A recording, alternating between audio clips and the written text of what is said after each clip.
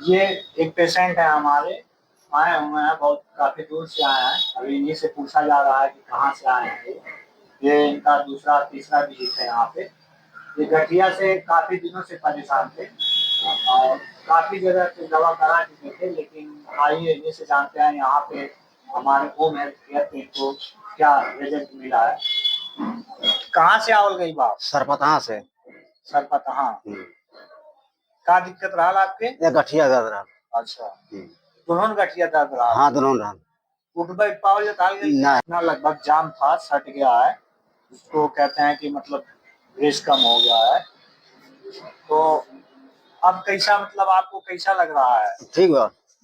अब बैठ पा रहे हैं? बैठ हाँ, पा रहे हैं आराम से। इनका नित्य क्रियाक्रम करने में दिक्कत होता था, ये बैठ बैठ करके क्रियाक्रम अपना नहीं कर पा रहे थे।